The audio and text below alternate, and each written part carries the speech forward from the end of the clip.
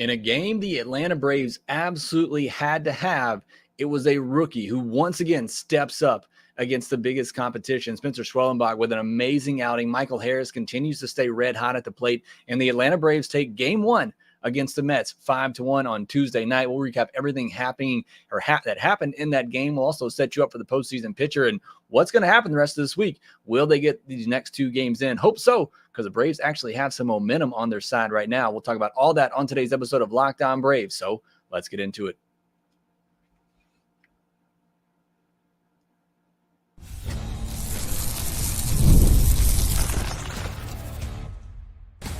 You are Locked On Braves, your daily Atlanta Braves podcast, part of the Locked On Podcast Network, your team every day.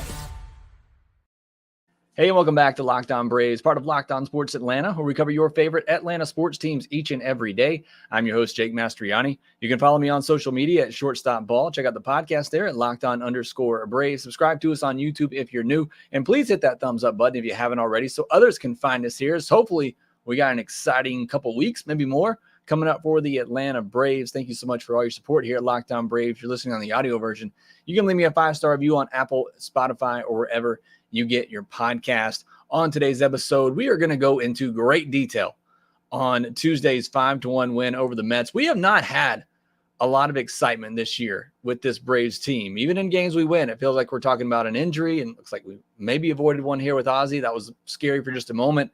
This was a fun game. This was an exciting game. And so we are going to talk all about it. Me and Grant are also going to talk about it on the postcast later tonight as well. But I wanted to jump in right after the game and just build on this excitement and momentum. So again, we're going to break down everything that happened in Tuesday's 5-1 win. We'll also talk about what's going to happen the rest of this week as the forecast does not look great. This episode is brought to you by Booking.com. Booking.yeah, the right stay can make you a fan of any city, even your baseball rivals. Book today on Booking.com, the official accommodation partner of Major League Baseball. Get the Booking.com app today. Well, we've talked about this series for what feels like months, but at the very least weeks. We previewed it a lot on Monday's episode. I'll be honest with you, I was nervous. This to me, and I said it again on Monday's episode, this is a postseason. The Braves might not get to the actual postseason this year, but for all intents and purposes, these are postseason games for the Atlanta Braves. And I felt that on Tuesday. Let me know if you felt the same way. But on Tuesday, I'm thinking about this game. I'm getting nervous. The season is on the line. It felt like a postseason game to me. And it had that feeling going into it as well. A game the Braves absolutely had to have. We talked about this coming in, how the Braves really needed a sweep, at least to control their own destiny. At the very least, they had to win the series. And so to take game one, bearing the lead here, the Braves took game one of this series 5-1, feels really good. And especially not knowing what's going to happen with these next two games and if the Braves are going to get them in. But obviously you can't win the series, or I guess you can't sweep the series without winning game one, and certainly gives you a better chance of winning the series if you take game one, knowing you have Chris Sale, Max Fried in the chamber for the next two games. Again, assuming that we stay on schedule with those games that are supposed to be played. But just what an exciting game. Like I said, I had that postseason feeling all day on Tuesday, really Monday as well. We had to wait around. We had to sit and wait for this game to get here. But I just had that feeling all day long that, this is the Braves season. And it felt like I do normally going into any postseason game. You kind of get those nervous butterflies going. And that's what I felt, again, leading into this game. And it delivered. Obviously, the Braves winning makes it that much better for us as fans, but I just felt like the game overall had that feeling of a postseason type atmosphere. And what a game by Spencer Schwellenbach. I mean, this kid just continues to amaze. Not only has he blown past what the Braves had as a innings limit for him this year, he's getting better, and he delivers against the biggest and best teams. The biggest games of the year, Spencer Schwellenbach has come in and just absolutely dominated. And, this is different than what we saw from, and I'm not comparing the two, but we got a little bit fooled from Bryce Elder. And, shame on you if you did. I kept telling you all along, he's nothing more than a fourth or fifth starter. But in that stretch, to end 2022 going into 2023, he was starting a lot of games against teams at the bottom of the league, and he was dominating those teams, and that's what you should do. But Schwellenbach is doing it against the best teams in baseball, which just, again, gives you more hope and verification that this kid could be really, really good for a long time. And again, on the biggest game of the year, which all these games will be going forward, Spencer Schwellenbach delivers 7 innings, 3 hits, 1 walk. He gave up 1 earned on a solo home run on a ball with a 38-degree launch angle. It was a middle cutter, which is a big mistake, but it just gets out in right field. Only 4 strikeouts, but 87 pitches. I mean, just working very efficiently, able to go deep into the game. I mean, what more could you ask for out of Spencer Schwellenbach? I know he's not going to win Rookie of the Year. I know he got off to a little bit of a slow start that's kind of hurt his overall numbers. But man, I can't think there are too many rookies out there that have been as impactful as Spencer Schwellenbach has been to the Atlanta Braves. You see the spot that they're in and how they've had to struggle through all the injuries just to get to this point.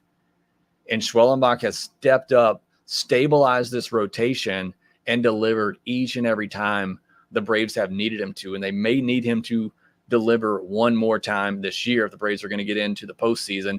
Interesting in this start, he really just threw 3 pitches. He had the 4-seamer, slider, and cutter. He threw his 3 other pitches, but no more than 5 times each. He finally broke out the splitter in his 7th inning. He got 2 whiffs on 3 pitches. I don't know why they weren't going to that pitch more often. You didn't need to, I guess, is probably the easy answer. You didn't need to, but I mean, he still had that splitter for the 3rd time through the order that he didn't have to use early on. Like I said, he got a strikeout to end the game with that pitch that he hadn't hardly shown all game. So again, just speaks to the brilliance, the dominance of Spencer Schwellenbach, that he can go through that Mets order 2.5 times and not break out what sometimes can be one of his better pitches, that curveball too. He didn't throw that a lot. And I think at times that's one of his better pitches.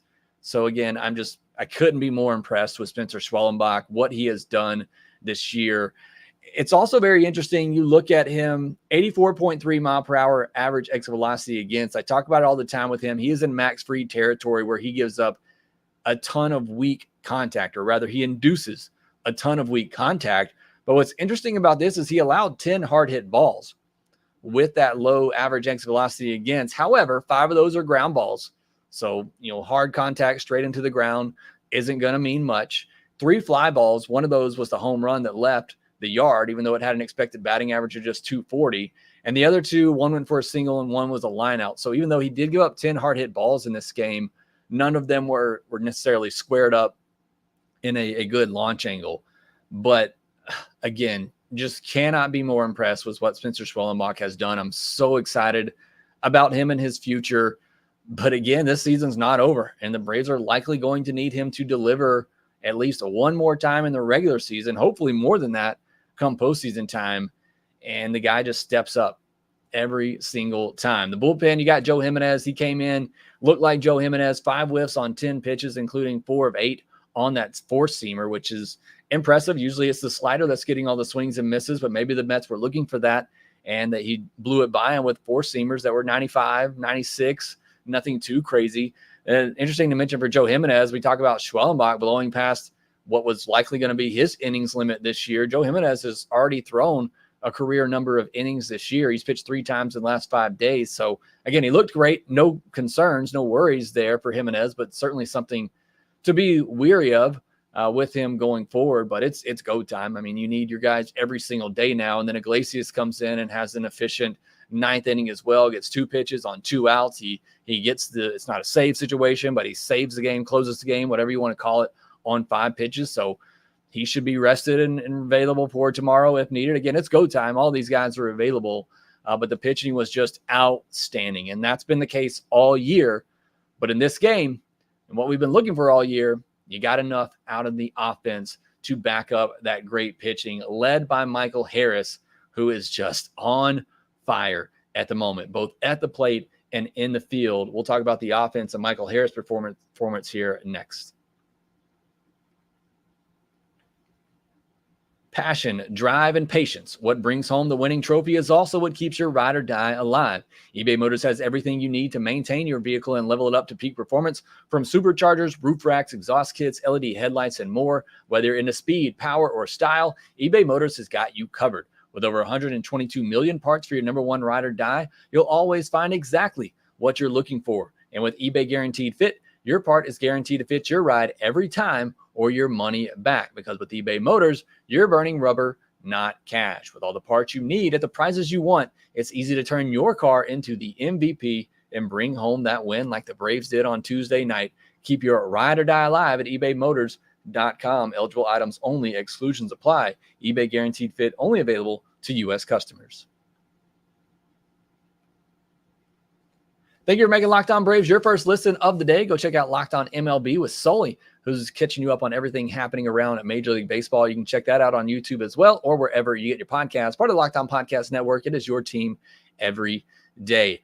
Again, as I said yesterday, I really don't know what's on the schedule for Locked On Braves this week. A lot's going to depend on the weather and if these games get postponed and what happens there. But we will have 3 more episodes for you, including a mailbag episode later in the week. But again, just with the uncertainty of these games played, I can't really guarantee what we're going to talk about the rest of the week. But be sure we will be here to cover everything happening with the Atlanta Braves the rest of the way and into the offseason, which hopefully will be delayed a little bit longer. Thank you all for those who joined me here live. I was recording right after the game. Got over 100 people in here already. Leland, Mass Boost, Garrett Clemens, Braves Thrills, Brogel's being here, Storm Chaser Joe. Hopefully you're chasing down that hurricane for us.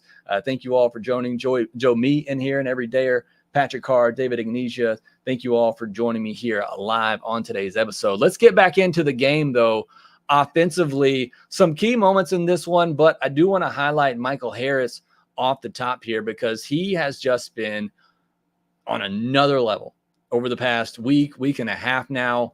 3 more hits in this game. He now has 4 3-hit games in his last 5 games. And in the other game, he had a 2-hit game.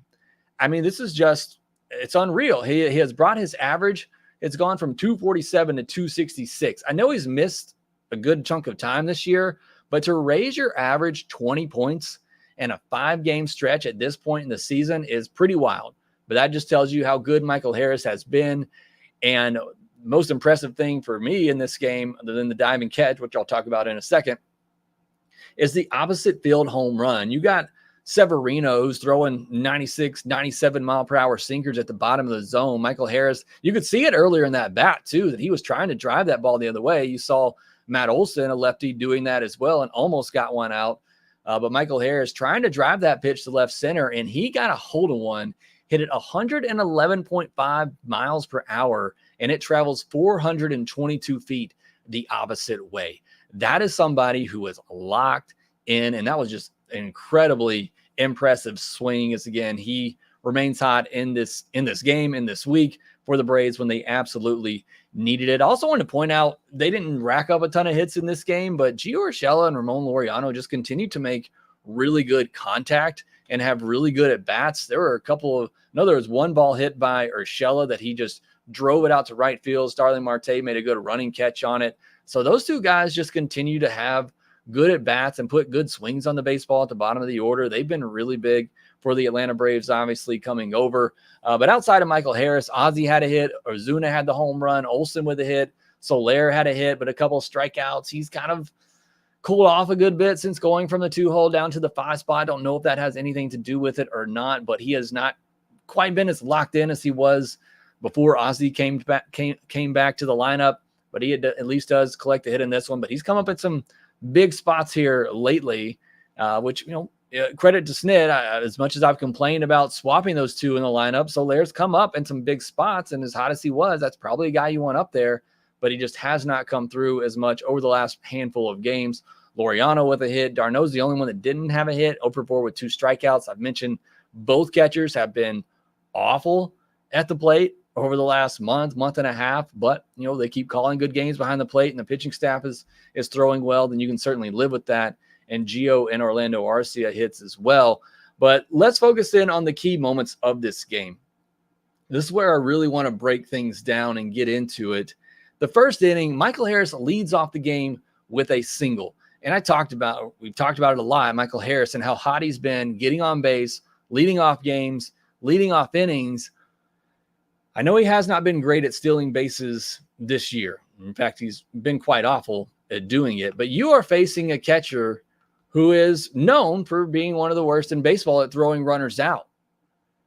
Let the man run. Again, especially early in this game, I felt like it was a chance to force the issue. You've seen what Ozzie could do in the third inning, where he pushes the ball the other way to, try to advance the runner at least. In that third inning, he found a hole and got through there. Let the guy run. I mean, this was an opportunity to do that, and you just didn't take advantage of that in the first inning. Matt Olson later gets a hit, but runners get stranded on the corners because Micahel Harris didn't run. And either whether he doesn't want to, the coaching staff telling him not to, I don't know. And again, he has been bad this year. 9 stolen bases, 6 caught stealing. That is not a great ratio. But again, Francisco Alvarez has been terrible at throwing out base runners. So I thought that was a missed opportunity when you get Micahel Harris on to start a game with a catcher that struggles throwing out base runners. And Micahel Harris, again, I know he's been bad at stealing bases, but does have that speed. I felt like that was an opportunity to push the issue a little bit, and it perhaps cost you a run in that first inning. Top of the third, Arcia makes a 2-out error, but Schwellenbach bails him out, gets Marte to ground out on a slider down and away.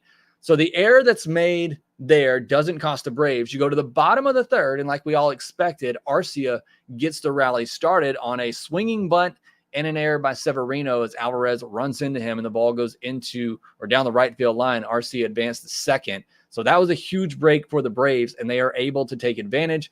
Micahel Harris jumps on a first pitch cutter, drives it into right field for an RBI double. Ozzie, as I alluded to a minute ago, he comes up, first pitch swinging, gets a middle pitch. He shoots it the other way through the hole at second base, and Micahel Harris scores, and good base running by Ozzie Albies takes second on that throw. Just a brutal mistake by Starling Marte. That ball has to go to the cutoff man. So now you got another runner in scoring position with 2 outs. Ozuna comes up, hits a soft grounder to the left side.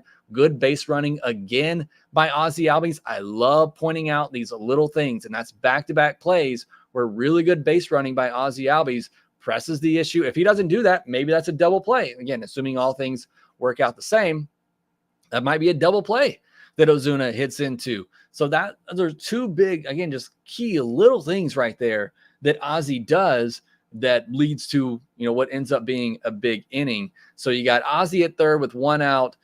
Matt Olson comes in, has a good at bat, works a walk. However, he missed 2 middle fastballs. And with as locked in as Olson has been lately, I want to see him pounce on those fastballs, drive in Ozzie. I want to see him doing the damage, especially like I said with Soler, who's cooled off a little bit since going to the 5 spot. Soler does come up, misses some sweepers that are over the heart of the plate. He strikes out, gets frozen on a front door, accidental sweeper. Just a brutal at bat by Soler. But Laureano to the rescue. He gets jammed with a fastball in, but he shoots it the other way. It finds a hole, and the Braves get a big 2-out hit. And that was, look, it's great to see the Braves string some hits together to score some runs there. That is fantastic. But what I really didn't want to see was another situation like that go by where you don't get that big hit. And I thought that was the big hit in that inning. Again, the first 2 runs of that inning are great. You're doing what you need to do,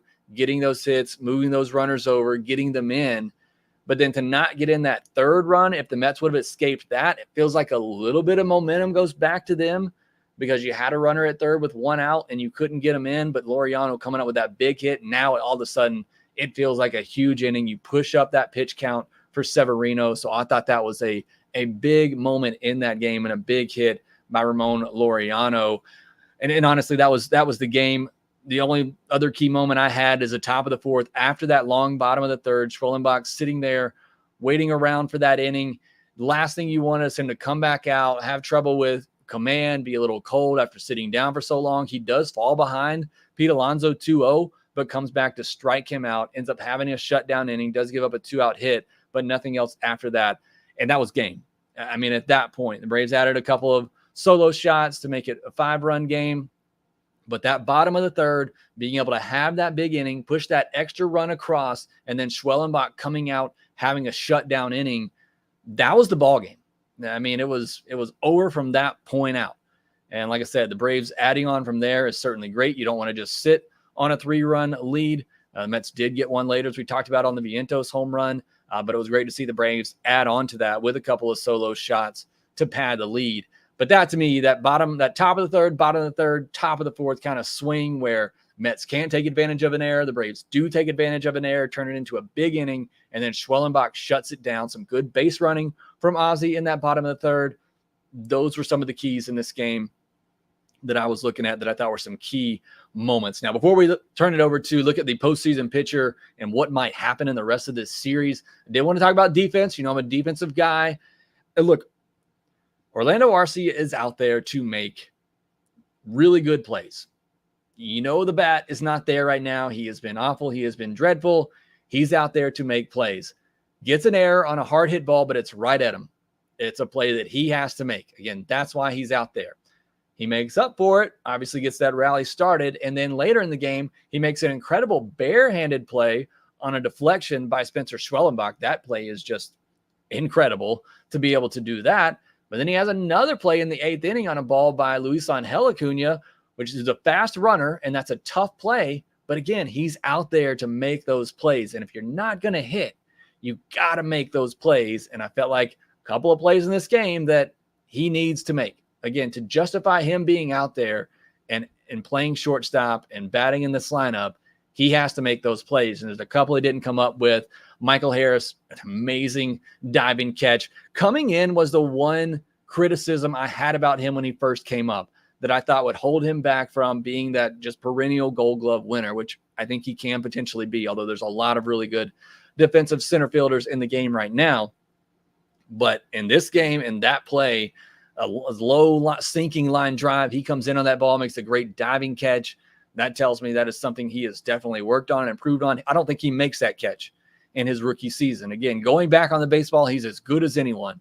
But coming in on the baseball, from my eyes, again, I haven't looked at any analytics to tell me otherwise, but coming in on the baseball, I felt was the one area that he was lacking at when he came up as a rookie. But what an incredible play that he made there. And then Matt Olson with a great play as well. He had an absolute liner that went off his glove. Look, he was trying to catch it, get that double play, but at the very least, he knocks it down, gets to the ball, and is able to dive to the bag to get the out. Thought that was a big play as well in that 8th inning. But a great game overall. Like I said, we haven't had a lot of these games that we can just get truly excited about. And look, maybe the Braves fall flat the rest of the way, but we have tonight. We have this game, so I wanted to jump on here live with you. Over 200 people with me here live. Thank you so much for joining Doc's Cards and Everyday or joining the chat. This was, to me, one of the most exciting games of the year, just with the, like I said, the feeling, the nervous energy that I had going into it, knowing your season is on the line, being at home, all of that. And then the way that they played and obviously the outcome, I thought this was one of the more exciting games of the year. I don't think it's a high bar to clear. Like I said, there haven't been a lot of exciting games this season. But as I was already, gearing up to talk about off-season content, I was trying to think in my mind, what is the one game that I look back on this year that I find was the most exciting? And I really couldn't think of any other than the opening day game against the Phillies. I think this game's going to be up there. Let me know what you think. Was this your favorite game of the year? Obviously, again, the situation kind of helps that and the outcome. But to me, just beginning to end with everything that is on the line, I had a lot of fun watching this game. And again, don't know what's going to happen the rest of the way, but they cannot take this feeling from us tonight. And it was a great game and a great win. Hopefully, the hurricane coming in, hopefully everybody's okay. First of all, that's being affected by that. But hopefully it does not wipe out these next two games and cost us momentum that I think the Braves have at the moment. Because if you're the Mets, it's got to be in the back of your mind. What happened a couple of years ago, how you came into Atlanta and got swept. That has to be in the back of the Mets' mind at the moment. And the Braves have that momentum. So the last thing you want is to see these next two games get postponed. But again, we'll talk about that and tomorrow's matchup. If the game gets played, we'll discuss that here and next. This episode of Locked On Braves is brought to you by Booking.com. Booking.yeah. With summer travel heating up, especially travel for baseball games, it's time to explore those U.S. cities you always secretly wanted to learn more about. Yeah, we're talking about your rivals' cities with hotels, bed and breakfast, vacation rentals, resorts, and so much more on Booking.com. You might just find your perfect stay, even in your baseball rivals city. Nobody really wants to go to Philadelphia or New York, but if you need to go there and knock a stadium off your bucket list, make sure that you book your trip through booking.com. The right stay can make you a fan of any U.S. city, even your rivals. Book today on booking.com on their site or the booking.com app. Hey, NFL fans, you can start the season with a big return on FanDuel, America's #1 sportsbook. So when you get a hunch in the middle of the game, you can check out the latest stats, view live play-by-play, and so much more on the same page where you place your bets. You'll get started with $200 in bonus bets guaranteed when you place your first $5 bet. You can check that out on FanDuel.com. Also, make sure you visit FanDuel.com/playsafe for tools and resources to help you stay in control of the way you play. That's FanDuel.com, America's #1 sportsbook. Looking at the postseason picture right now, and again, we're recording this right after the game on Tuesday. The Atlanta Braves are a game back of both the Mets and the Diamondbacks, but the Diamondbacks, who lost on Monday to the Giants, are playing Tuesday night against the Giants again. And if they were to lose that game, the Braves would wake up Tuesday morning just a half game back of a postseason spot. So again, we're all focused on the Mets, and for good reason, because you control your own destiny against them and can win that season tiebreaker. But you also have the Arizona Diamondbacks, who could allow you to get in as well. And as I look at it right now, the top of the third, the Giants are up 1-0. Looks like they got second and third with nobody out. So again, there are multiple ways for the Braves to get in, but the bottom line is the Braves have to win. I mean, you can maybe afford to lose one, maybe 2 games this week because you do have the tiebreaker over the Diamondbacks, and if you win this series, then you own the tiebreaker over the Mets. But you really just got to win. I mean, that's the bottom line. If you win, you're going to get in, and that's the great place that the Braves are in, that they do control their own destiny. A little bit of news as well from Tuesday. Austin Riley officially out for the season after latest CT scans didn't show much improvement. So there was a small chance of that happening anyway, but it's officially, he's ruled out for if the Braves were to make a run in the postseason. And Ronaldo Lopez threw a bullpen session on Tuesday, so maybe he can get back. Don't know what role he would play, but if there are games postponed and they have to make them up on Monday, maybe that increases the chances of Ronaldo Lopez making a start or making an appearance. Speaking of the next 2 games, weather certainly could impact these games. And I don't want to be clear again, because certainly hurricane is a very serious thing, and we certainly want to send our prayers to all those in the path of this storm and hope that everybody stays safe. That is what is most critical and most important here. But obviously it could impact the Braves and Mets series. It's 100% chance of rain starting at 5 p.m. on Wednesday, and that's pretty much going to stay the same through Thursday night. So it is not looking good to get these games in. I don't know what they can do. There obviously will be a lot of talk about that on a Wednesday. I don't know. It's probably too late to talk about moving up the time for Wednesday's game to try to get that one in before the rain comes.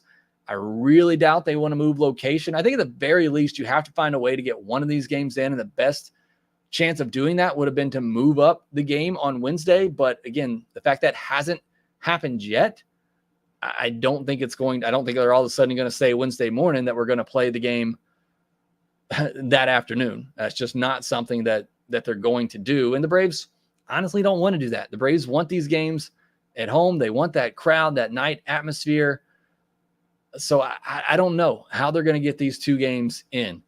Weather does not look great. Again, if maybe you can sneak one in tomorrow, I think that is ideal. And then if you need to make up that one on Monday, that'd be great. Certainly you don't want to have to make up 2 on Monday. Best case scenario, the Diamondbacks just lose out the rest of the way and the Braves win out the rest of the way, or the Mets rather. And you don't have to worry about that game on Monday because it doesn't mean anything. But that is the situation that we're facing right now with this rain that is coming in. It is going to be tough. Braves Thrill says move the games to the Mercedes-Benz. I don't know, with the way the Falcons played in there the other night, I don't know if you want the Braves going in there playing that way, but that is the situation that we face. And like I said, it's unfortunate. First of all, it's unfortunate for those people who are on the line of that in their homes, but for the Braves too, who have some momentum after this big game 1 win, you'd hate to then not play for the next 2 days and then be a little bit cold going into that Royals series and then potentially have to play 2 games on Monday to try to get into the postseason. So again, hopefully they can get at least one more of these games in, hopefully both of them. but that doesn't look very likely. If the Braves do play on Tuesday, it'll be David Peterson versus Chris Sale. Peterson a 3.08 ERA on the year, but a 4.82 xERA. Let the regression come, please. He did start against the Braves in late July. 5 innings, 4 hits, 3 walks, 4 earned runs, a home run, and 7 strikeouts. A 1.86 ERA in August, but he's been up and down through 4 September starts. Coming off a game against the Phillies in which he gave up 5 runs, 4 earned on 8 hits, over 3 2/3 innings with no walks and 4 strikeouts, a 50% ground ball rate. That sinker has a run value of 8. That is his weapon. He is trying to get the ball on the ground. That does not bode well for the Atlanta Braves, who are trying to lift and separate. And his slider has a 34.5% whiff rate this year. So with a sinker baller, you're just hoping that you can see the pitch up, get under it, or at least find some holes when you do put the ball in play. Again, Peterson's has been really good for the New York Mets this year, even though the expected numbers don't like him very much. As for Chris Sale, could be his final start of 2024, his last start in his Cy Young resume. Again, the Braves do have to pitch or play on Monday. Again, it depends on how the Braves shake out the rotation. Again, this is all just speculation at this point, but this could very well be the last start for Sale this year. He faced the Mets in July, 7 1/3 innings, 2 hits, 1 walk, 2 earned, 9 strikeouts. I would definitely take that again. I think the question, what to watch with Chris Sale, is that velo back up? Was that just, the case of a hot afternoon game, the reason that it was down so much, or the fact the Braves have a big lead and maybe he just didn't need it? But that will certainly be something that we're looking for early with Chris Sale in a big game, and we've seen him in the big game dial it up a little bit more. Will he be able to do that against the Mets on Wednesday if they get to play that game? Make sure you're following here on YouTube. I'll update you, obviously, if we get anything weather related or any news to moving the games around or canceled. Obviously, follow us on social media at Shortstop Ball and at @LockedOn_Braves. I'll keep you up to date there as well. But thank you for making Locked On Braves your first listen of the day. Now go make Locked On MLB your second listen of the day. And make sure you check out the Braves and Mets on SiriusXM on the SXM app. Search Braves. Thanks once again to Leland Braves Thrills, Jeff Barry, Mac Pinder, Mass Boost, Matthew Carter, Joe Mee, Cherith Bandwagon, Windgracer, Rand Stokes, Just In, Doom, and so many more. Thank you all for joining me here live on this fun and exciting episode of Locked On Braves. What a game that was to kick off this series. Hopefully more to come for the Braves against the Mets in this series. But that will do it for this episode of Locked On Braves. Make sure that you rate, review, and subscribe to the Locked On Braves podcast wherever you get your podcast, and we will talk to you next time.